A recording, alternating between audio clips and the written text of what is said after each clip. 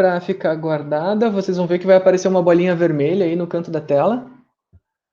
Então, como vocês foram muito bem naquela parte dos laudos, assim, e já construíram aí, eu estava conversando com a Ellen, ela disse que vocês já fizeram uma centena de exames aí, eu acho que a experiência de vocês já está muito boa nessa parte do D-Walk, do acelerômetro, e a gente pode começar a entrar um pouquinho na parte 3D, né, que é o segundo passo da análise de marcha, tá?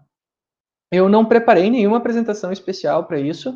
Eu vou utilizar alguns materiais que eu já tenho, tá?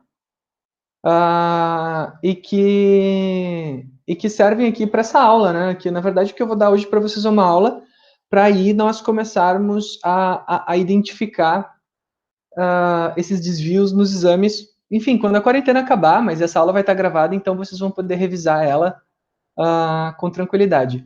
O primeiro passo que a gente vai olhar, gente, é a cinemática da marcha, tá? Cinemática diz respeito a movimento.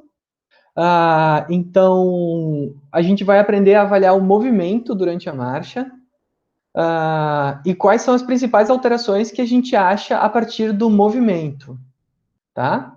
A cinemática, ela necessita da utilização das câmeras que vocês já conhecem bem, né? Que são as câmeras com iluminação infravermelha. Elas iluminam os pontos, os marcadores reflexivos. As câmeras, acho que alguém entrou agora na sala. Vou entrar agora, pelo menos. As câmeras, elas iluminam os marcadores reflexivos, tá? E geram um reflexo que é capturado pelas câmeras. A partir desse reflexo que ela gera, ela vai fazer o tracking, que vocês também conhecem essas cenas ali a partir do software, e depois construir o modelo, né? A gente vai ver depois a questão da colocação dos marcadores, que ela tem que ser muito precisa para essas informações não ficarem alteradas, e quais são os critérios que a gente usa para saber se os marcadores estão bem colocados ou não. Tá? Existem alguns critérios que a gente tem que utilizar para saber se os marcadores estão bem colocados. A Eliane entrou agora. Eliane, tu escuta bem a gente? Faz um sinal de positivo com a mão, que teu microfone está desligado. Ok, maravilha. Então tá. Se tu puder desligar a tua câmera, que daí a tua conexão acelera e o áudio não trava, tá? Mas se tiver bom, não precisa, pode ficar tranquilo. Bom, as fases da marcha a gente já conhece. Vale a pena relembrar um pouco. Fase de apoio representa cerca de 60% do ciclo da marcha, fase de balanço em torno de 40%, né? A fase de apoio tem a fase de apoio duplo, a fase de apoio simples, depois uma nova fase de apoio duplo. São questões que a gente lembra bem, né? E depois nós temos contato inicial, resposta à carga, apoio médio, apoio terminal e pré-balanço, certo? Balanço inicial, balanço médio e balanço terminal. O que acontece, gente? A gente vai ver quais são as alterações em cada articulação e em cada uma destas fases que são relevantes para o diagnóstico da marcha, certo? Então, o que a gente vai ver hoje são esses elementos aqui a partir da análise cinemática da marcha. Outro conceito que é bom relembrar são os rolamentos durante a marcha. Nós temos 3 rolamentos durante a marcha. O primeiro rolamento é o rolamento do antepé no entorno do tornozelo. O segundo rolamento é o rolamento da tíbia no entorno do tornozelo também. E o terceiro rolamento é o rolamento do calcâneo e perna em torno do antepé, como se fosse o eixo aqui. Então, no primeiro rolamento, o eixo é o tornozelo. Segundo rolamento, o eixo também é o tornozelo, né? Eu estou girando a tíbia aqui para frente. E o terceiro rolamento, eu estou agora girando o pé e o eixo é aqui, né? A gente pode usar essa figura aqui, né, para entender assim o que está girando, né? Aqui está girando o pé, aqui o que está girando é a tíbia, né? Por isso que a gente chama de segundo rolamento, porque agora a tíbia começou a girar. E o primeiro rolamento acontece aqui, é o pé caindo e encostando no chão, né? Então são 3 coisas que rolam aqui no tornozelo durante a marcha. Em inglês eles chamam de rocker, né? Bom, A cinemática ela vai ser avaliada, então, nos 3 planos. O plano sagital, vem de sagita, do arco, né? Ou seja, ele corta nesse sentido, o plano frontal e o plano transverso. Ou o plano coronal aqui também pode ser. Né? A tradução mais correta seria coronal. Bom, agora vem o X da questão. Eu vou ver se melhora se eu fizer assim. Não, mesma coisa. Gente, nós temos uma série de ângulos que são avaliados durante a cinemática da marcha, né? Quais são esses ângulos? Nós temos aqui o ângulo de versão pélvica, que é o ângulo entre a horizontal e a pelve, tá? Então, esse aqui é o ângulo de versão pélvica. Então, se a pelve faz anteversão ou retroversão, este ângulo muda. O dual que dá essa informação e vocês conhecem. Nós temos o ângulo de flexo-extensão do quadril, ou seja, quando o quadril flexiona e estende. E nós temos o ângulo de flexo-extensão do joelho. 0 graus é quando o joelho está completamente estendido. E quando ele flexiona, então, esse ângulo ele é medido entre uma projeção da linha do fêmur aqui até a linha da tíbia. E depois o ângulo tornozelo, dorsiflexão, né? Sendo que 0 graus é o tornozelo exatamente 90 graus aqui entre a tíbia.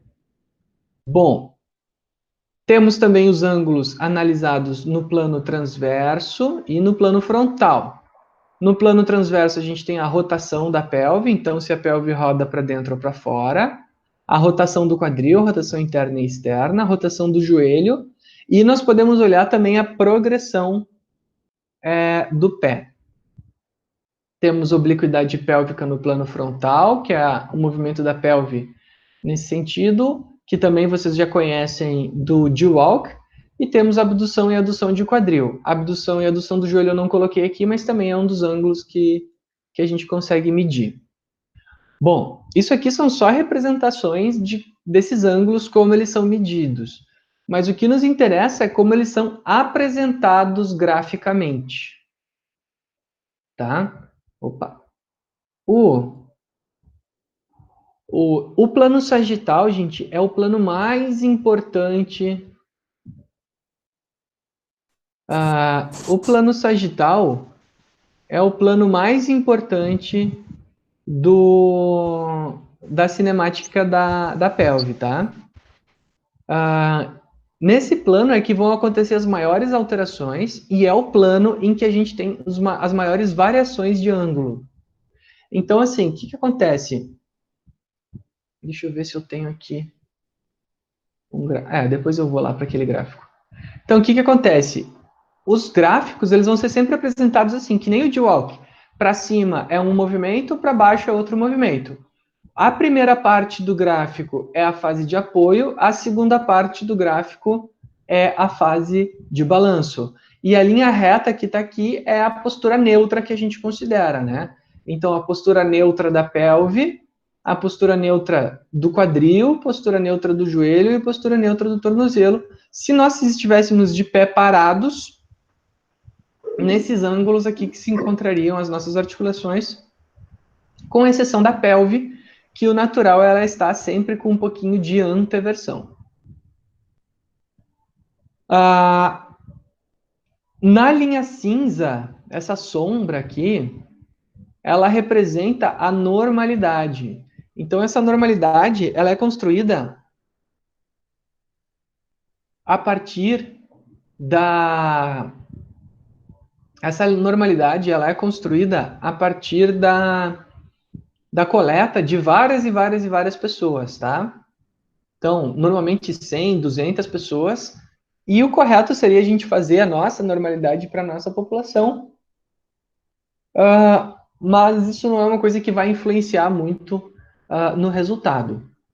No quadril, aqui anteversão e retroversão vocês conhecem muito bem da pelve já, mas no quadril, para cima é a flexão, para baixo é a extensão.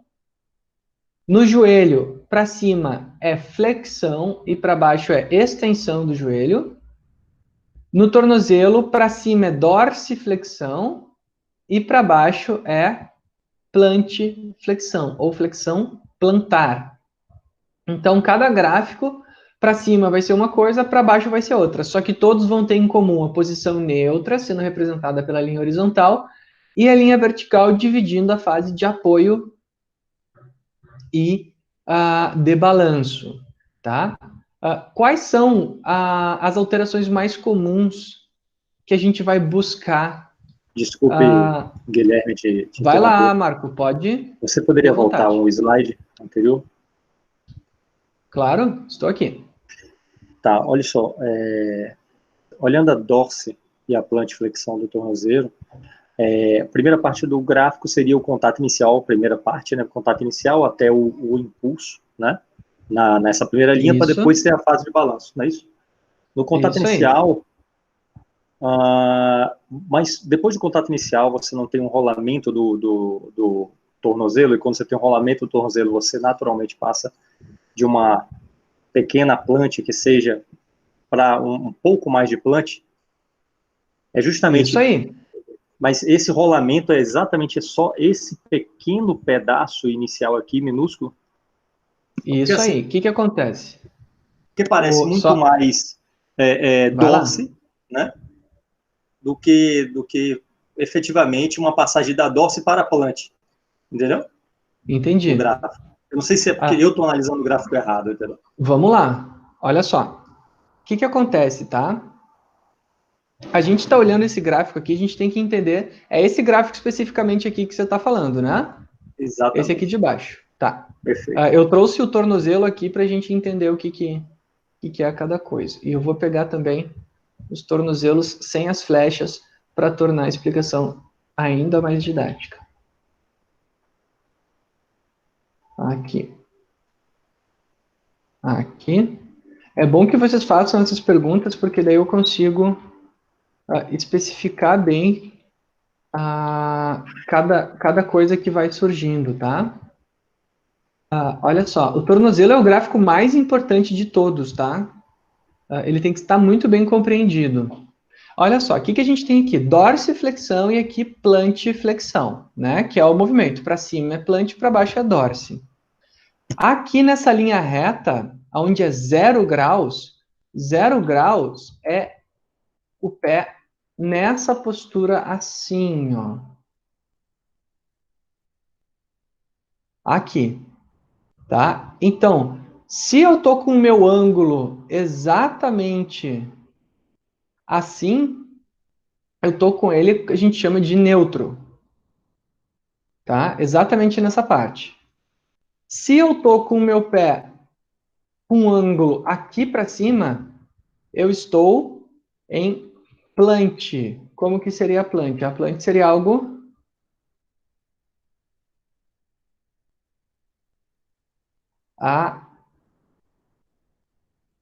assim, correto? Opa, peraí. Seria algo assim, né? Então isso seria uma plantiflexão, né? Se eu estou aqui para cima no gráfico. Perdão, ao contrário, ali em cima, aqui embaixo é plant. Ó, viu? Até eu me confundo ainda. E a dorsiflexão, que é aqui, eu estaria com o meu tornozelo assim, né? Eu estou exagerando bastante aqui para ficar bem claro o que a gente tem que observar.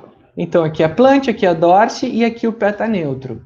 Olha só, o primeiro rolamento do pé, ou seja, eu encostei o pé aqui com o meu calcanhar. No momento que eu encosto o pé no chão com o calcanhar, que é aqui o contato inicial, e tu colocou muito bem, né? Que é essa fase aqui, então a gente poderia, inclusive, pegar aqui essa fase e botar ela ali como representante, né? Peraí, vamos só tirar isso aqui para cá. Eu vou botar ela ali, copiar, e ela vem para cá. É essa fase aqui, né? Então, exatamente nesse momento aqui, eu estou encostando o meu pé no solo. Nesse exato momento, se eu olhar o meu calcanhar, ele está a 90 graus. Então, o que que acontece? Eu tô com o meu tornozelo completamente neutro. O meu pé aqui nessa figura, ele tá assim, ó. É essa figura aqui. Mas o primeiro rolamento do pé, o que que vai ser? Vai ser uma plantiflexão, que tá correto ali que tu apresentou também. Só que o que acontece? Ela acontece de uma forma bem leve, porque o que acontece? A minha tíbia continua na mesma postura. Só que daí o meu tornozelo cai. Então eu fiz uma plantiflexão, que é essa variação aqui. Eu vim de 90 graus para a plantiflexão. Então esse ponto seria esse aqui. Opa. Aqui, exatamente o instante inicial aqui do contato inicial. Eu estou aqui. E essa plantiflexão aí, que tu mencionou, eu estou aqui, ó. Por quê? Porque eu fui encostar o chão com o meu pé, só que a minha tíbia continua com o mesmo ângulo. Então aconteceu uma plantiflexão, né? Aconteceu um, o primeiro rolamento. Não sei se eu respondi a tua pergunta aqui. Essa plantiflexão é aqui, Respondeu, tranquilo. é essa aqui. Tá, ele volta para a normalidade, quando ele está provavelmente chegando no apoio médio, não é isso? Isso aí. E Daí depois, com eu. o resto do rolamento, com o segundo rolamento da tíbia sobre o navicular, sobre o retropé, ele vai estar indo para uma dorse para depois voltar para uma plante quando for dar um impulso. Perfeito. Perfeito, isso aí. Né? Então, se a gente for olhar o rolamento do pé, vai acontecer aqui, daí, assim. Vai ser este aqui. Né? Exatamente nessa fase aqui, o pé está a 90 graus, exatamente nesse pontinho aqui, né? Depois ele começa a entrar em dorse. É essa fase aqui. Então, aqui, ó, eu já estou com o meu pé desta forma assim.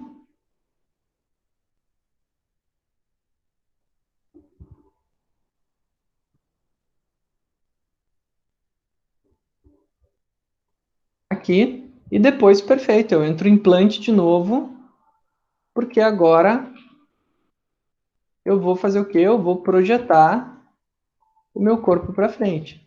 Então, eu vou fazer esse movimento aqui. Né? Aqui é a plante. Então a gente tem exatamente isso. Ó. Eu começo com o tornozelo neutro, depois ele faz o primeiro rolamento, depois ele começa a vir a tíbia aqui para frente, o pé fica assim de novo, só que encostado no chão. Depois eu tenho uma dorsiflexão e por último eu tenho uma plantiflexão, que é o terceiro rolamento. Posso fazer uma perguntinha? Claro, Rapidinho? você está aqui para isso.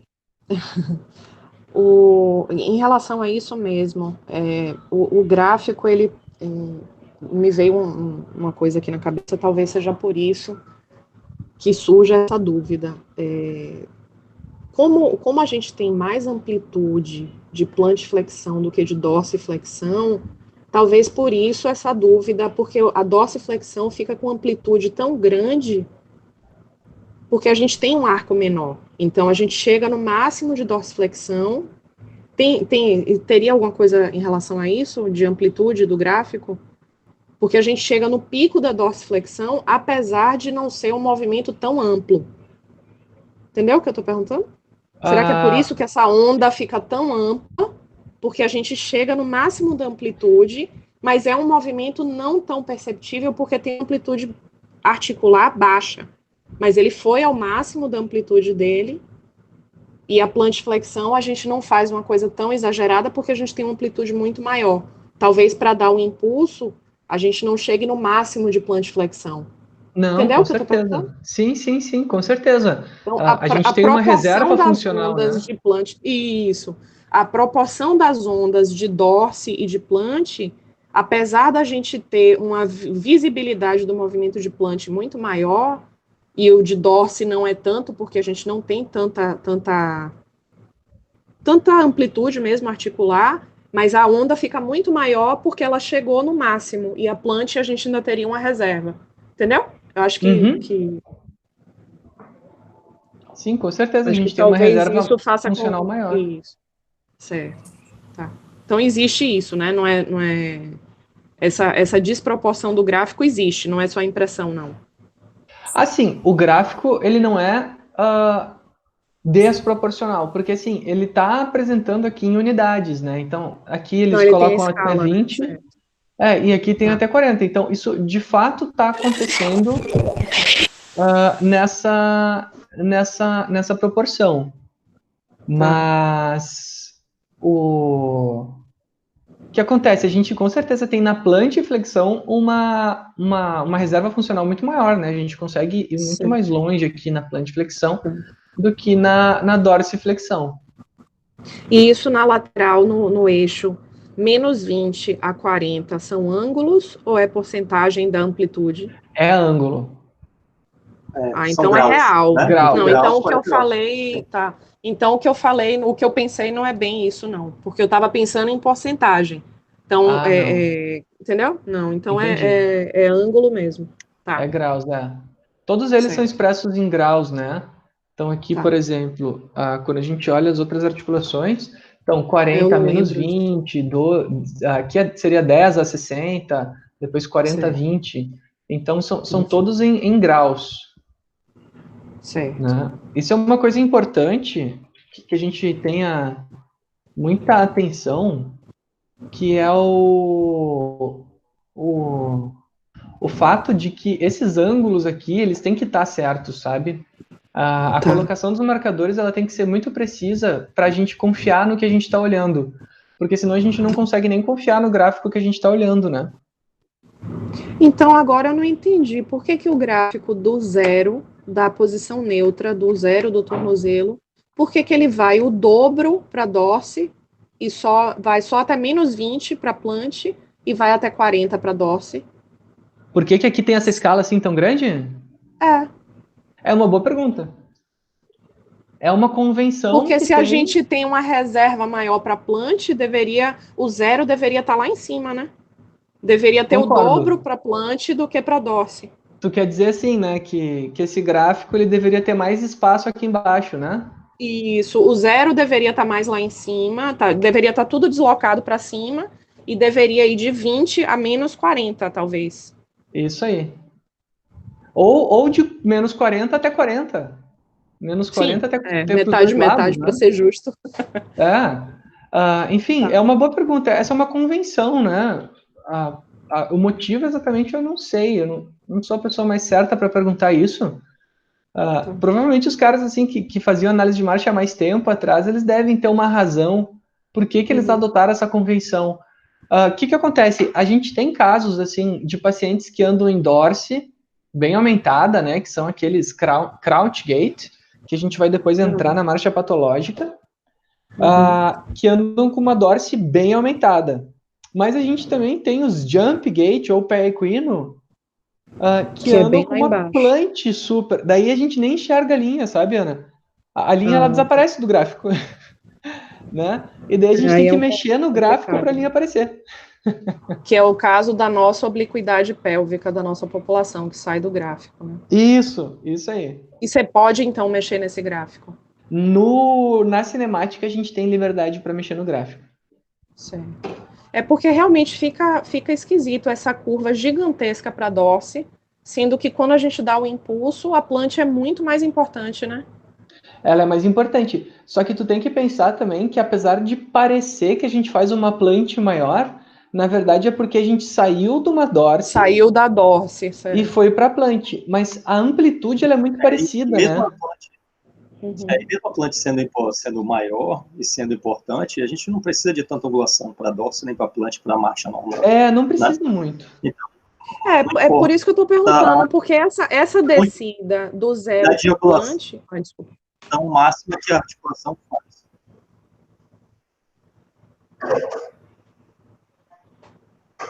Então, é por isso que eu acho que, assim, agora parando para olhar, eu nunca tinha percebido isso, mas agora que vocês começaram a comentar a curva, fica muito mais fácil de entender essa curva pequena de plant, porque a gente realmente não vai no extremo do movimento, então tem uma curva pequena de plant. Agora, essa dorse eu achei meio exagerada. O espaço aqui em cima, tu quer dizer, né? Talvez você tenha achado, talvez você tenha É o achado espaço embaixo da curva, né? Do zero até o pico da dorse. Pela tamanho, não a altura da Eu não curva, estou conseguindo te mas ouvir. Está falhando. A voz do Marco tá falhando um pouco. Não entendi. Tá mais tranquilo.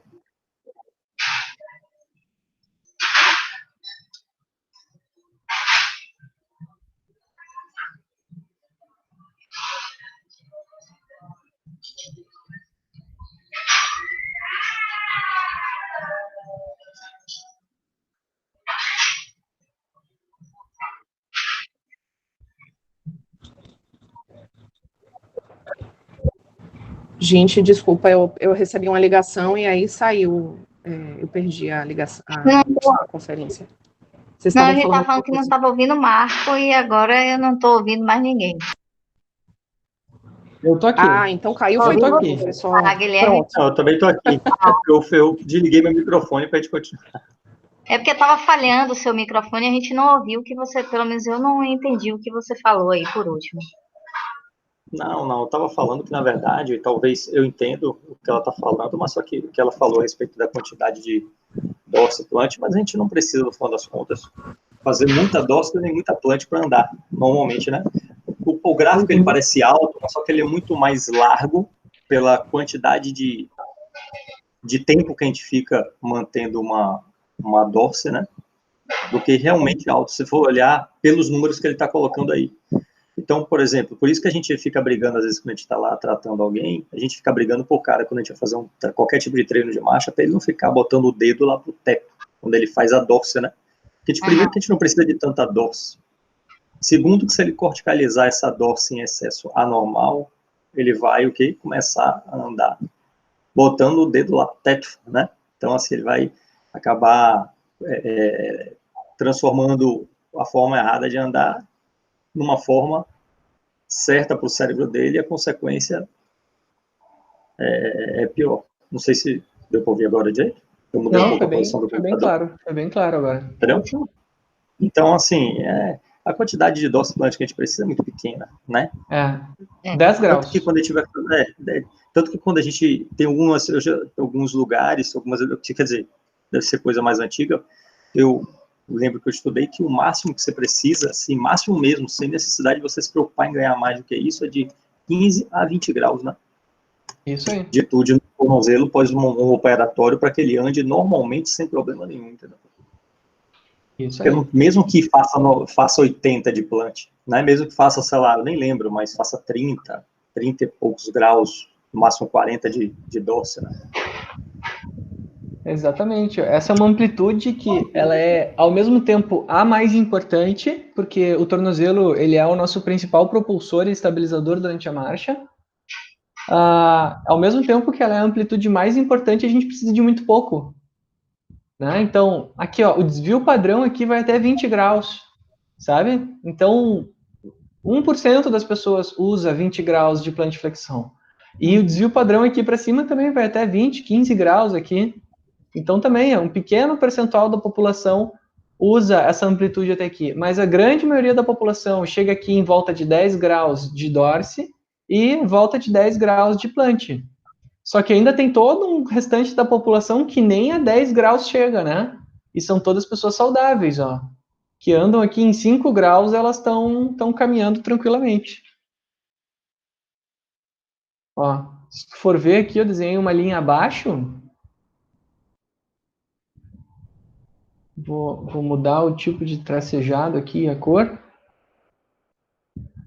Se a gente vir aqui para 5 graus, ó, a gente vê que tem pessoas que andam com 5 graus de dorse, quase, um pouquinho mais, 6, 7 talvez, e talvez 6, 7 graus de plant.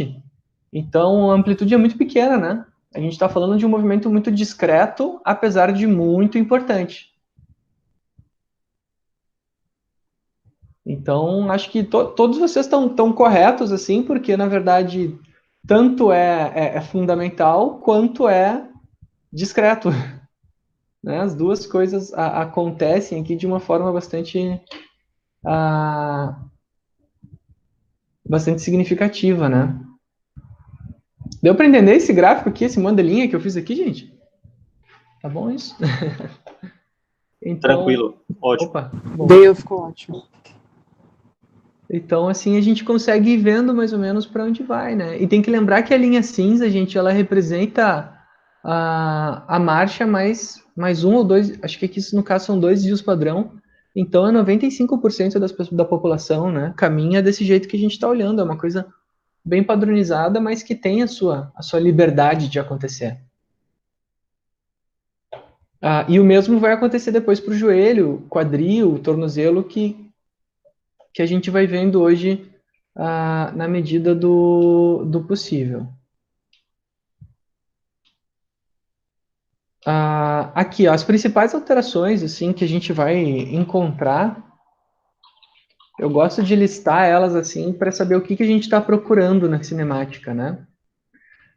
Quando a gente está olhando a cinemática, nós estamos procurando especificamente essas alterações.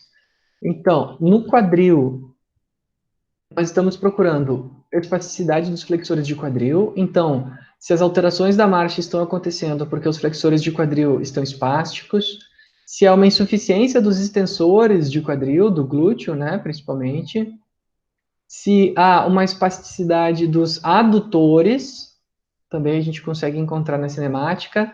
Torção femoral é uma informação bastante interessante que a gente encontra também na cinemática. Não está aqui, mas a gente também consegue insuficiência de abdutores de quadril, também é outra alteração que a gente encontra. E no joelho, as principais alterações que a gente vai procurar é a deformidade e inflexão, ou seja, pessoas que já têm alguma limitação óssea e apresentam essa característica.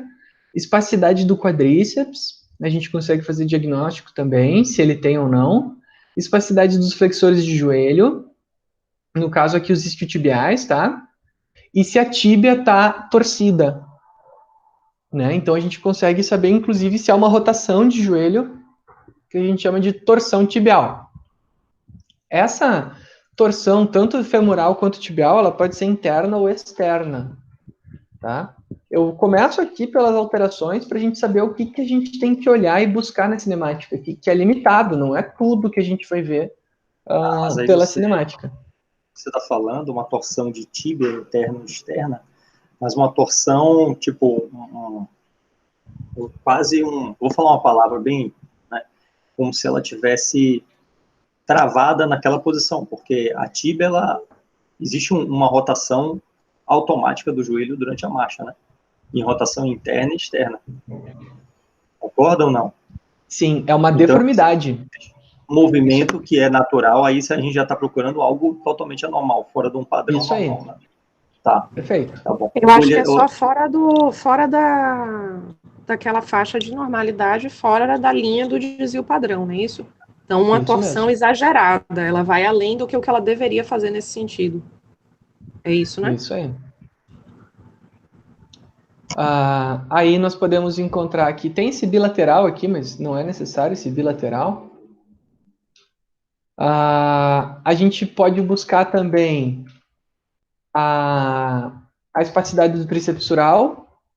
A gente consegue identificar se o tríceps sural é espástico, além do exame físico, é claro, né, ser fundamental para identificar esse tipo de espasticidade, a gente tem que identificar o quanto essa espasticidade está presente na marcha, porque muitas vezes a pessoa tem a espasticidade do tríceps sural e ao mesmo tempo tem a insuficiência do tríceps sural. Então, esse é um tirateima bem importante da gente fazer, se ela tem insuficiência do tríceps sural, se ela tem espasticidade do tríceps sural, ou ainda se ela é too walker. Né? Nós temos critérios para identificar se a pessoa tem espasticidade ou se ela é aquela too walker. Too walker é quem caminha na ponta dos pés. mas caminha nas pontas dos pés não por ter espasticidade, né? Então, a minha meta agora até o fim do ano na consultoria é que vocês consigam diagnosticar cada um desses aspectos a partir dos gráficos cinemáticos. Tá? Esse quadro ele é bem importante porque ele tenta sintetizar todas as informações. Ana, quer perguntar? Eu queria rapidinho, esse toe walker aí, sem ser por espasticidade, seria tipo um Duchenne? Uma distrofia de Duchenne? Assim, Seria esse padrão, Acho que alguma não coisa assim? necessariamente, porque crianças, né, hoje em dia que a gente vê muita criança que anda na ponta dos pés e que até a literatura, acho que os artigos, eles têm dificuldade para poder determinar o motivo, né? Que Se é existem hábito algumas ou teorias se é que patológico, né? isso que existem algumas teorias, por exemplo, que falam que crianças que tiveram algum tipo de diminuição de oxigênio durante o parto, como se fosse quase pulou uma cerca para ser um PC, por exemplo, caminham na ponta dos pés, entendeu? Certas alterações que levam a isso, mas que quando você vai fazer uma avaliação, a criança tem uma amplitude, ele antes sabe melhor que eu, uma amplitude articular perfeita, uma força muscular perfeita, ela não tem nem, às vezes, nos testes, uma alteração de sensibilidade, né, dos receptores de cutâneos, né, do pé, mas mesmo assim caminha na ponta do pé. Como se Não fosse necessariamente ela hábito foi ensinada a mesmo, isso. só por hábito. E Isso existem aí. várias teorias tentando descobrir por que isso acontece, né? Teorias de que poderia a criança quase foi um PC, quase, ou seja, questões durante a gravidez ou durante o nascimento, entendeu? Eu estou dando um exemplo de criança, né? Esse toe walker, ele pode, não sei, aí depende, né? Se tem adultos que fazem isso e que não necessariamente por algumas outras patologias, seja um Duchenne, talvez, né? Claro, né? Como você falou. Por aí vai. Uhum. Uma coisa que a gente tem claro assim hoje é que normalmente a espasticidade tricepsural ela está relacionada à paralisia cerebral e o toe walker ele não é PC. Ele pode ter outra condição, mas normalmente o toe walker idiopático ele não é PC. Outras paralisias, outras síndromes podem causar a espasticidade, limitação de amplitude, fraqueza, perda de força, né? Mas normalmente o two walker ele tem todos os indicativos. Ele tem força, ele tem amplitude, tem boa sensibilidade, tem controle motor seletivo bom, só que ele anda na ponta dos pés. Então ele não é um espástico, né? A gente nomeia ele como two walker. Então é um Desculpe, critério sem assim que a querer, gente vai lá. sem querer atrapalhar, só para falar uma experiência aqui mesmo, eu tenho aqui do lado nossa vizinha, né? A mãe dela, são duas crianças, na verdade, a mãe dela faleceu logo depois do parto, né? Ela teve, não sei, teve alguma Complicação. uma complicação, né? Faleceu.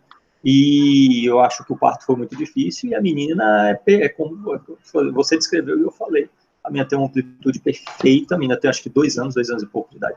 Amplitude perfeita, força, consciência corporal ótima, ou seja, a criança não tem nada, né? E ela anda na ponta do pé, não adianta. Aí, sabendo dessas informações que eu até falei, né, a respeito dessas teorias, eu fico viajando, às vezes, olhando para ela, tentando, imaginando, né, se foi algo durante o parto, realmente, né, que predispôs ela a ter essa condição que, até onde eu entendo, acho que desaparece com o tempo, né, com a própria consciência do movimento.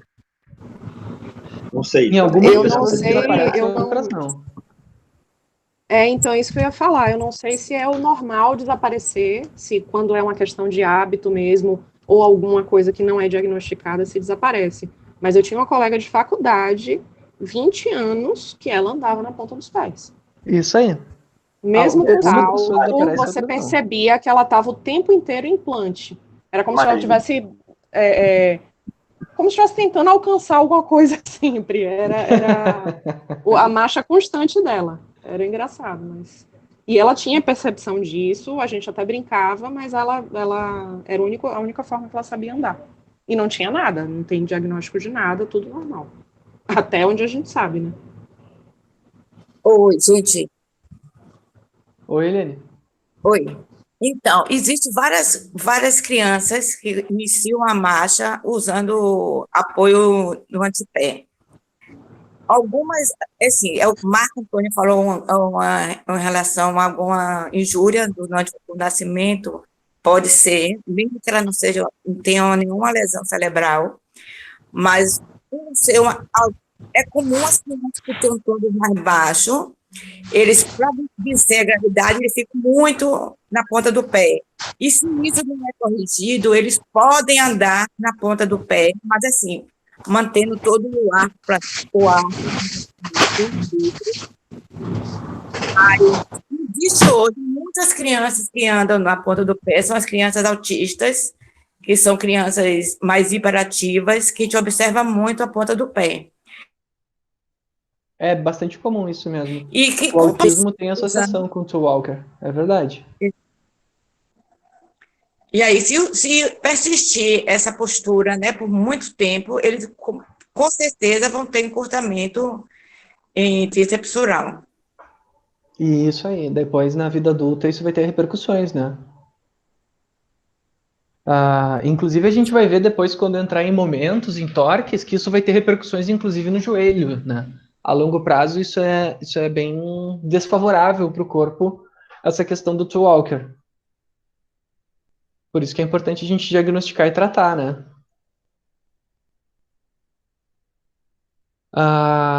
E sim, isso é uma coisa curiosa, né?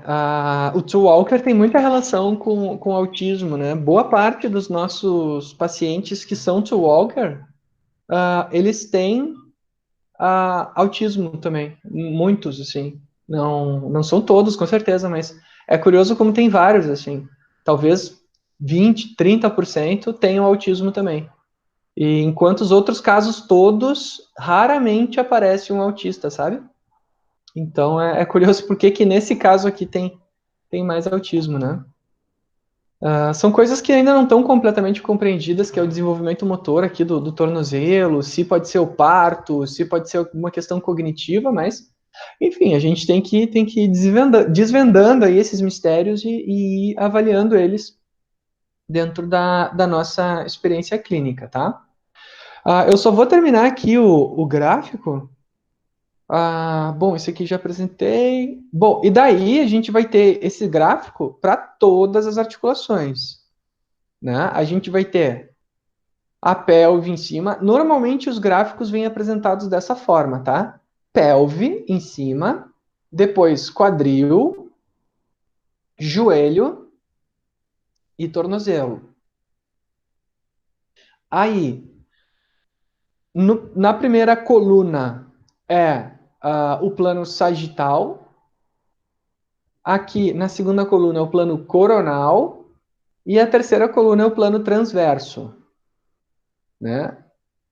Que nós temos? Daí, aversão e anteversão pélvica, elevação e depressão pélvica e rotação interna e externa da pelve, tá? Então, está apresentado aqui. Flexo extensão de quadril, abdução de quadril, rotação interna e externa de quadril. Flexo extensão de joelho, varo e valgo de joelho, rotação interna e externa de joelho. Dorsiplante de tornozelo e rotação interna e externa do pé. Por que não tem abdução e adução do pé? Porque os modelos que a gente usa hoje para pé são modelos muito simplificados que não coletam de maneira confiável abdu e adu do tornozelo.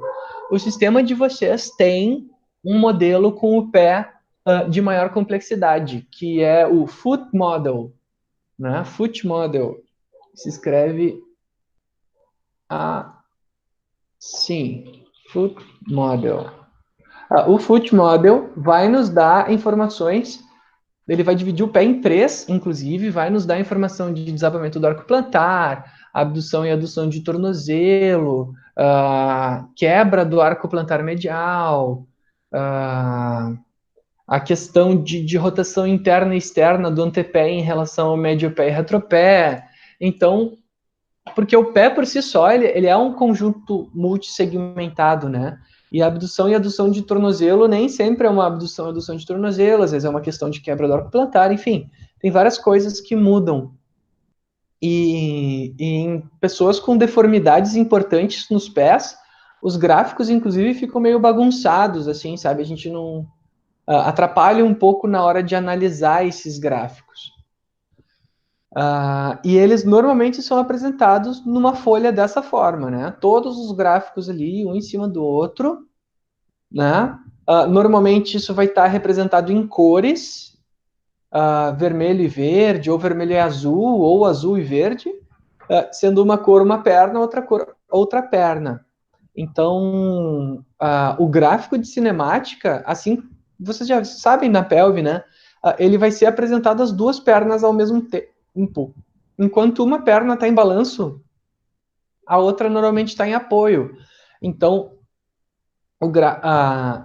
a gente caminhando, isso seria desencontrado. Mas daí o que eles fazem? Eles botam apoio e balanço das duas pernas sempre juntos, assim como se a gente estivesse caminhando com uma perna imitando a outra simultaneamente, né? Então é uma forma mais simples de representar a marcha, que é através desses gráficos aqui. Bom, deixa eu ver aqui quantos slides. A gente tem alguns gráficos só pela frente, mas eu acho que dá para a gente terminar. Como é que vocês estão de tempo, gente? Vocês conseguem ficar mais 20 minutos comigo? Comigo tá tranquilo, jogue duro, pelo menos comigo. Eu não vou poder, viu, gente? Mas vai estar gravado. Vai. Depois eu pego o finalzinho. Tá ok. Viu? Tá. Muito obrigada, Guilherme, mais uma vez. Gente, feliz Páscoa para todo mundo. Feliz Não Páscoa. falando com ninguém. E beijinhos. Boa, aproveitem. Bom. Por mim também tudo bem. Ótimo. Então tá. Vamos lá, Eliane e Ellen vão poder ficar aí e o Marco também. Depois a gente passa as coisas para Ana. E, bom, o que acontece? Vamos ver fase por fase, então, o que acontece com o corpo, né?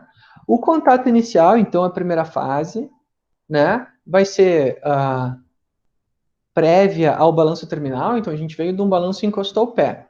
O que acontece? O contato inicial representa os primeiros 5% da marcha. Então, o nosso pé, ele está a 90 graus, o joelho está com uma leve flexão, e o quadril está bastante flexionado, e a pelve ela tem um movimento muito discreto durante a marcha. Então a gente chama essa transição de balanço para apoio de a fase do pré-posicionamento do pé. Isso é importantíssimo, que durante a marcha nós sempre pisemos com o calcanhar primeiro, diferente da corrida, onde a gente pode meio que escolher, né, o padrão de pisada sem ter interferências importantes na funcionalidade da pessoa. Na marcha tem que pisar com o calcanhar primeiro. Né? Então a gente tem que estar com o tornozelo aqui mais ou menos na neutra, ou ainda com um pouquinho de dorse também, tem gente que vem, mas é importante que o contato seja com o calcanhar. E o joelho está levemente flexionado para quê? Porque daí ele vai aumentar depois dessa flexão, ele vai vir nessa direção aqui, aumentando a flexão, absorvendo o impacto, que é o que acontece aqui. Vocês podem ver que o joelho aumentou a flexão dele, então a gente agora está se direcionando para cá, né? O tornozelo fez uma leve plant, então ele se direcionou agora para cá. E o quadril, agora, antes estava completamente flexionado, agora ele vai estender um pouquinho, lembrando que para baixo é extensão, ele está indo na direção da extensão. Ele ainda está flexionado, né? Mas ele está vindo agora aqui para a direção da extensão, né?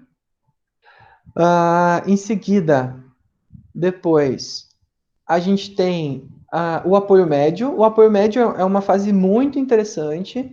Por quê? Porque aqui a gente está com o nosso tornozelo praticamente a 90 graus com relação ao pé, que é basicamente esta fase aqui, que é onde vai começar a acontecer aqui o segundo rolamento. O joelho. Desculpe só falar, só para fazer um comentário.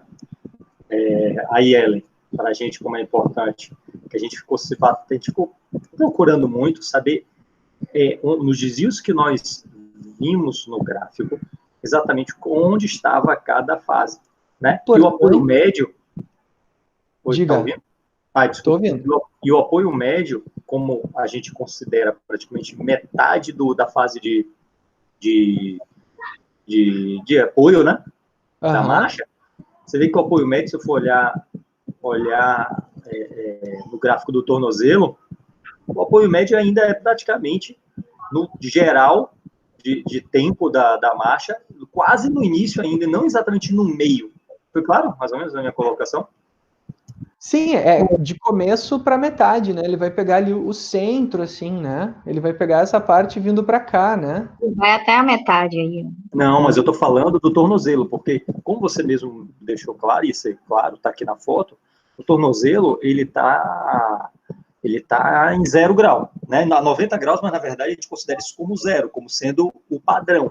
Isso. Então, quando a gente olha um tornozelo, quando a linha que começou com uma leve plante e vai se tornar uma dorsal toca nessa linha reta, é o apoio médio do tornozelo. Concorda comigo ou não? E é o começo do apoio médio, né? Bem no começo, tipo assim, porque pela lógica, assim, a gente simplesmente olhar o gráfico e dividir por tempo, achando, não, desse ponto X até essa segunda linha reta aqui, que está na vertical, isso tudo é fase de apoio. Então, o apoio médio está no meio, porque o apoio médio, querendo ou não, praticamente o meio da fase de apoio. Você está na metade do caminho entre o contato, o toque inicial e o impulso. Então, a ideia que nos dá, quando a gente estava analisando, pelo menos eu vou falar por mim, então, não vou falar nem por ele, coitado, que o apoio médio ele estava um pouco mais à frente do que você marcou como apoio médio no tornozelo, claro. Tipo assim, eu entendi perfeitamente sua explicação. Isso daí foi bom para mim, na verdade, que eu estou deixando claro, porque diminui um pouco a dificuldade que eu tinha de saber exatamente. A gente, às vezes, chegava eu e Ellen, né? A gente olhava e falava, ô, Ellen, qual o nome dessa fase aqui? A gente achou que tem esse desvio. Tá, qual é a fase que está aqui exatamente no meio? Porque no gráfico não há divisão por fase, é a divisão do ciclo, né? Então, assim, aí ela falou, ó, isso daí para mim é o impulso, sei lá, é o contato inicial, é o apoio médio. Eu falei, beleza, vamos botar aqui apoio médio. Tem uma alteração na fase tal, entendeu? Então, sim, eu só quero expor que isso daí está sendo interessante por causa disso, vai determinar melhor o nosso áudio. Com certeza, é importante a gente compreender o que está acontecendo com o corpo em cada uma das fases, né? Em saber olhar o gráfico, na verdade, e dizer... Eu acho que o que a gente estava olhando, o apoio médio, é mais ou menos onde você botou essa seta aí, onde ele termina, né? Porque, na verdade, tudo o apoio médio, né? Assim, deixa eu... Aqui, ó, peraí, vamos, eu acho que eu sei uma forma de deixar isso um pouquinho mais claro. Assim, ó, a gente pode falar das fases da marcha a partir do percentual dela, tá? Isso, é melhor. Deixa eu só ver o que está acontecendo aqui. Peraí. Aqui, ó. Olha só. Essas são as fases da marcha, né? Então, aqui a resposta à carga. O apoio médio, ele vai bem no comecinho, né? Ele é de 10% até 30%. Então, ele é o começo da marcha ainda, né? Ele chega quase na metade da fase de apoio aqui, né? Na verdade, ele é a metade da fase de apoio, porque se a gente pensa que o apoio vai até 60%, o apoio médio ele é da metade para trás. Mid stance, aqui, ó. Porque a gente estava visualizando como uma coisa parada, e não é um processo, né? Então, é um processo, perfeito. 30% foi onde a gente estava visualizando mesmo o apoio médio. Mas, na verdade, nos 30% é como se onde fosse fazer a mudança, né? Então, a gente tem de visualizar como esse processo todo aí. Uhum. Se a gente fosse botar esse gráfico aqui em cima do outro ali, né? Para mais ou menos entender o que está acontecendo. Vamos pegar aqui o apoio médio, resposta à carga, apoio médio. Colocar aqui. Vamos chegar mais perto. Olha só, o mid stance. O mid stance vai vir, o apoio médio, né? Vai vir aqui da troca, exatamente onde eu tinha desenhado, lembra? que é quando o tornozelo está exatamente reto, que é essa fase aqui, até a metade da fase de apoio, que é mais ou menos aqui.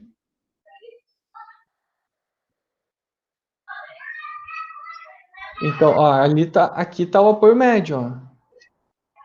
Então, esse primeiro rolamento, a primeira parte do segundo rolamento vai acontecer nesse apoio médio aqui, do pé completamente em neutra, até ele ficar um pouquinho em dorse. Eu acho que é bom quando a gente usa aqui a divisão em percentuais também, né? Esse que você colocou agora aí tá ótimo para a gente visualizar bem isso. Isso. Ah, que bom. Então eu vou trazer ele para as outras e daí a gente vai conseguindo ver. Ótimo. Bom, depois do apoio médio, vem o apoio terminal.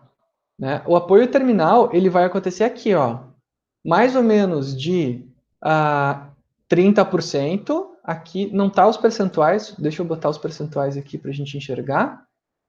Ele vai aqui de 30% até 50% da marcha, ou da metade da fase de apoio até 90% do final da fase de apoio aqui. Né?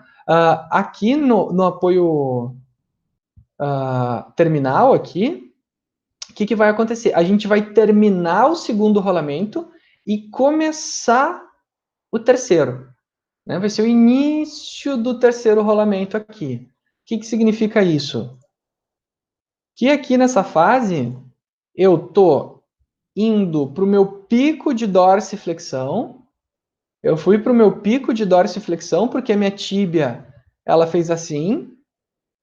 E é aqui que eu vou começar a minha plantiflexão. Eu vou começar a gerar a propulsão dos meus plantiflexores aqui, fazendo força.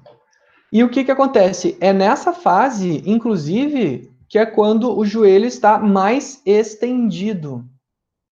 O pico de extensão do joelho, olha que curioso, ele vai acontecer quando eu estou com o meu tornozelo mais dorsifletido, né? E ao mesmo tempo é quando também eu estou quase no meu, eu estou aqui aqui não dá para ver muito bem, mas eu estou com a transição aqui do meu quadril do neutro para a extensão, né? Ele está agora passando aqui, ó, do meu ângulo reto com a pelve. Então, eu estou indo para a extensão, vocês podem ver aqui que o quadril está mais estendido, eu estou da dorse indo para a plant, e é onde o meu joelho está mais estendido também, que é bem essa última fasezinha aqui, do 30, da metade até do 30 até a metade por cento do ciclo da marcha. Vai ser o início do terceiro rolamento, aqui que vai começar o terceiro rolamento, vai ser o final do segundo. Isso é importante, né? O que vocês trouxeram, né? O Marco falou ali que é importante a gente ver que, na verdade, é uma transição, né? Cada fase, na verdade, tem coisas acontecendo. É um contínuo de eventos, né? Aqui eu estou alongando também os meus flexores de quadril. Então, por exemplo, já antecipando aqui, como eu estou alongando os meus flexores de quadril nessa fase, é normal algumas crianças terem um reflexo espástico aqui de flexores de quadril, e aí a gente enxerga um padrão assim, ó, uma queda aqui e um movimento que começa a fazer assim, ó, porque nessa fase aqui eles fazem uma versão posterior para o reflexo espástico. Então, a pelve ela é chamada aqui para a posteroversão por ação dos flexores de quadril aqui. São coisas que a gente vai começar a achar nos padrões de marcha depois, que vai ser bem interessante a gente ver a característica de cada um deles nesse gráfico aqui. Né? Um two-walker, por exemplo, ele estaria andando sempre aqui, né? Então, ao invés de estar fazendo esse gráfico bonito, assim, que navega através da plant para a dorse, depois pela plant de novo, não, ele vai estar sempre aqui embaixo na plant, ó. Um two-walker, normalmente, ele vai caminhar assim, ó. Ele vai simular o mesmo movimento da marcha normal, só que lá na plantiflexão, né? Então, são coisas que a gente vai começar a encontrar depois nas alterações, tá? E por último aqui, o pré-balanço, que é a fase propulsora mais importante, que a gente tem o pico de extensão do quadril. Agora, o joelho está entrando em leve flexão. Esse ciclo, gente, o pré-balanço ele é bem pequenininho, tá? Se a gente vier aqui, ó, naquela figurinha lá que eu trouxe, aqui, essa aqui, o que acontece? O pré-balanço, ele é 10% do ciclo da marcha. É uma das fases mais importantes para a gente poder se deslocar para frente, só que ele representa muito pouco da marcha como um todo, né? Ele vai de 50% a 60%. Então, os últimos 10% aqui da fase de apoio é pré-balanço, que é quando eu estou fazendo a minha plantiflexão, né? E essa plantiflexão, simultaneamente, o que ela vai estar fazendo? Olha só que interessante. Passivamente, como eu estou gerando uma plant aqui, o meu tornozelo que antes estava aqui no chão subiu, e agora ele está aqui em cima, o meu tornozelo, porque eu fiz essa plant, então meu tornozelo sobe. Subindo, ele vai empurrar a minha tíbia, e aí empurrando a minha tíbia, o que vai acontecer? Vai flexionar o meu joelho. Então, quem faz a flexão do joelho durante a marcha, olha só que interessante, quem faz essa flexão do tornozelo aqui, do joelho, durante a marcha, é o tornozelo. Então, essa flexão de joelho, ela começa por ação de tornozelo. Então, se a gente vê aqui um atraso, uma insuficiência, algumas coisas inadequadas aqui, a gente sabe que o quê? O mecanismo de plantiflexão pode estar insuficiente para gerar também essa flexão aqui do joelho. Então, normalmente, crianças que têm déficit aqui de plantiflexores, ou eles já vão estar aqui com o joelho levemente inflexo, ou eles não vão conseguir flexionar tudo completamente, né? Eu acabei esquecendo de mencionar antes que essa fase aqui, ó, do apoio médio, desculpa retornar para o apoio médio, mas é que isso é bem importante de ser falado, tá? O apoio médio, gente, que é essa sustentação aqui, o apoio médio a gente diz que é a fase de sustentação, né? O que acontece? Que é quando eu venho aqui do meu centro de massa para cá, para o ponto mais alto dele, toda essa sustentação aqui do membro inferior está sendo garantida pela ação do tríceps sural, né? Como o tríceps sural aqui, principalmente o gastrocnêmio, ele vai se inserir lá no calcâneo e vai ter origem dele aqui dos tubérculos aqui do fêmur, ele vai se inserir quase anteriormente ao eixo de rotação do joelho. O que acontece? Quando eu estou com o meu joelho estendido e eu contraio o tríceps sural vai puxar o meu joelho para trás e vai puxar o meu tornozelo para trás também. Resultado, a gente chama isso de PFKE, que é o quê? Plantar flexion, então flexão plantar, knee extension, extensão de joelho. Então, só a ação do tríceps sural aqui, o tríceps sural é tão importante durante a marcha, gente, que assim, o tríceps sural aqui, sozinho, ele vai ser responsável por manter a flexão plantar, por manter o tornozelo assim, e a gente não desabar e cair, e por manter o joelho estendido, e a gente também não dobrar o joelho e cair. Então, pessoas com insuficiência do tríceps sural vão andar em dorse e vão andar com o joelho fletido, por insuficiência do tríceps sural. Então, uma daquelas alterações que a gente viu lá em cima, às vezes a gente encontra só por causa do gráfico de tornozelo. E daí, todos os gráficos vão gerar uma série de alterações. Daí, como eu estou com o joelho flexionado, o meu quadril dobrou também. Então, o meu quadril vai andar muito mais flexionado, assim, sabe? Então, a gente começa a encontrar alterações que vieram lá do pé no gráfico de cinemática. Então, a gente tem que cuidar que a análise de marcha, às vezes, nos leva para uma um sobre-diagnóstico, né? Um diagnóstico exagerado. Ah, não, o gráfico do joelho está feio, o gráfico do quadril está feio. Então tem coisa errada no quadril e tem coisa errada no joelho. Não, às vezes pode ter começado lá no pé, que foi gerando uma reação em cadeia e mudando todos os outros gráficos. A gente tem que ter esse cuidado ao analisar a marcha, porque ela nos induz a pensar que está tudo com problema, né? Se não é um paciente assim saudável, sem problemas. Bom, aí depois a gente entra no balanço. O balanço vai ter 3 fases. Quais são? O balanço inicial, médio e final, ou terminal, né? As 3 fases do balanço, elas são divididinhas bem direitinho aqui nos 3 terços, né? Então, a gente consegue dividir ele em 3 aqui, bem direitinho. E o que nós temos? Bom, a gente fez aquela super plantiflexão, que dobrou o meu joelho, né? Então, agora eu estou falando aqui do meu joelho parcialmente flexionado, ou no pico de flexão durante a marcha.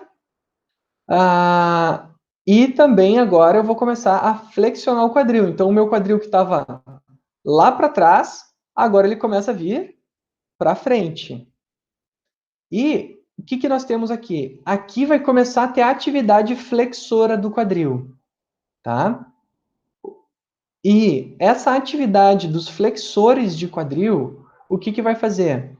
Vai contribuir para o meu joelho flexionar, porque o meu quadril ele vai começar a vir para frente antes do meu joelho. E aí o que acontece? Isso durante o balanço. E o que acontece? O meu joelho dobra por inércia. É como se o meu quadril vem para frente e o meu joelho fica para trás. Como eu estou preso, a articulação do joelho está presa, né? O joelho fica para trás, o efeito disso vai ser ele dobrar aqui nessa direção. Então, a flexão do joelho ela é completamente passiva durante a marcha. Durante a fase de apoio, ela acontece por ação do tríceps sural, e durante a fase de balanço, ela acontece pelos flexores de quadril. Isso é uma coisa bastante interessante da gente pensar assim, ó, os flexores de joelho, eles não são úteis para a flexão do joelho durante a marcha. A gente já vai ver para que eles são importantes. O balanço médio, então aqui a gente já ativou os músculos, o balanço ele tenta ser o mais econômico possível, ou seja, a gente não usa muito a musculatura para gerar o balanço médio, o quadril já está bem lá na frente, atingiu seu pico de flexão, né, que é esse meio aqui, essa fase mais central. Deixa eu apagar ali e fazer mais adequado. Então, essa fase mais central aqui vai ser o apoio médio. O joelho agora vai começar a estender devagarinho, e a gente vai entender por quê. E o pé permanece quase sempre aqui numa posição neutra, né? Durante o balanço médio e depois terminal também, ele está sempre muito próximo do zero, né? O que acontece? Por que agora o nosso... Alô, fala, Marco. Aí começa uma fase mais excêntrica, né? Muscular. Isso aí. Porque eu gerei um monte de potência, né? E agora eu vou ter que frear o meu corpo. Essa fase também é quando eu começo a ter que usar o meu tibial anterior aqui para garantir o que a gente chama de clearance. Clearance é liberar a perna para passar. Clear é limpeza, então eu estou liberando, estou limpando aqui o espaço, porque se eu não tiver a atividade do tibial anterior, o meu pé vai raspar no chão, né? Então é uma coisa que a gente tem que entender que isso é bem importante, e essa flexão do joelho passiva, ela é bem importante que aconteça também, para que o pé consiga passar para o próximo lado. E aí vem a questão excêntrica mais importante aqui, que é o balanço terminal. O joelho, ele vai estender aqui, finalmente, para o fim, né? Aqui, fazendo essa última fase aqui de extensão do joelho, porque o meu quadril freou. Olha só, ele vinha num movimento de flexão, de repente ele para. se eu vinha num movimento de flexão e de repente eu paro, o que acontece? O joelho, que também vinha num movimento de extensão, agora o que ele vai fazer? Ele vai terminar essa extensão. Então, a extensão do joelho aqui, ela vai acontecer por um momento de inércia por causa da frenagem do quadril. Quem que vai fazer isso? Os glúteos vão fazer isso, mas os isquiotibiais vão ajudar a controlar isso. E aí o que entra? A ação dos isquiotibiais aqui, ela vai entrar com finalidade de controlar a extensão do joelho para ela não ser muito rápida e não fazer um movimento de chicote, né? Porque se os meus isquiotibiais aqui não tiverem contraídos, o meu joelho vai hiperestender, eu preciso que ele freie aqui, ó. Estão vendo que, inclusive, no final da fase de balanço, bem no finalzinho do balanço terminal, ele faz um freiozinho aqui, ou seja, eu dou uma segurada no joelho no final da fase de balanço, por ação dos meus isquiotibiais que vão controlando. Então, olha que curioso, acontece uma extensão do joelho por causa da frenagem do quadril, que vai ser controlada pelos meus isquiotibiais. E aí a gente termina aqui a parte do plano sagital, que era a que eu precisava que vocês pegassem pelo menos hoje, e depois eu vejo os outros 2 planos numa próxima reunião. Bem o que eu tinha planejado, até as 4h30, aqui 1h30 é o suficiente para a gente ver o plano sagital. Muito bem, pessoal. Comentários, desabafos? Como é que foi aí essa... Não, tranquilo. Essa parte, ótimo. Tranquilo? Tranquilo, sem dificuldade. Diga. Como você faz? Quando você não toca, você toca os dedos no chão. Então, assim, eu trabalho com criança com paralisia cerebral. Uhum. Então, assim, aquela postura de crouch que tem a criança, quando eles antigamente faziam muitos alongamentos de teatro, tendão de Aquiles. Então, ele desabava, né? Então, a tíbia ia para frente, o joelho dobrava, a tíbia anteriorizava. Você já ouviu falar de uma aorta de reação solo? Já ouvi falar, sim. Então, algumas crianças, quando tem um pé que acaba fazendo esses hiperalongamentos de tendão de Aquiles, eu uso muito essa órtese, quando consigo apoiar o calcânio. E aí joga para trás, né, o tornozelo, ou a tíbia. Uhum. E aí eu freio mais a utilização da tíbia. Isso aí. As órteses, no caso da dorsiflexão aumentada, né, a gente sabe que essa marcha em agachamento, né, com a anteriorização da tíbia, flexão do joelho, pelo hiperalongamento do tríceps dural, é um caso que a gente chama de crouch gait iatrogênico, né, normalmente causado pela cirurgia. Criança com PC,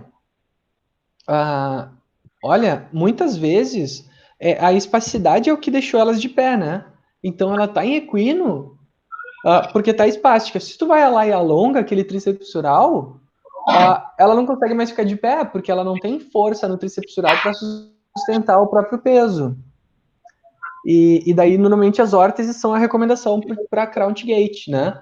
E normalmente a órtese pode ser a de reação do solo, mas a mais comum que eu tenho visto assim nos congressos, a própria AFO rígida em 90 graus, é a que tem deixado o gráfico mais bonito, assim, né? Se a gente for olhar graficamente, mas tanto a de reação do solo quanto a AFO são opções para a gente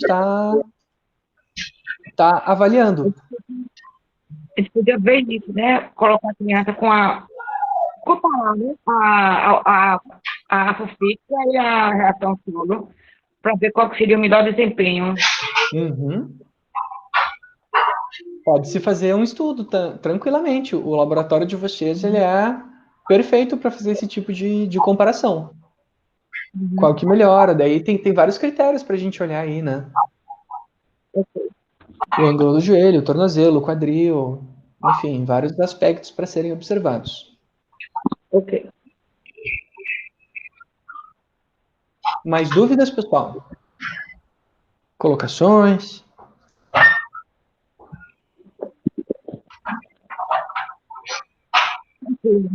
Ótimo.